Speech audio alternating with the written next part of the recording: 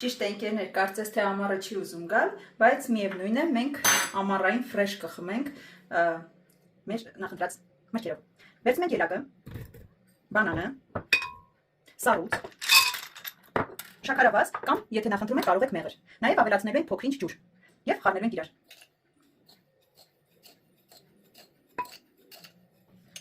Եթե սառույցով եք անելու, ջուրը աշխատեք շատ չլցնեք։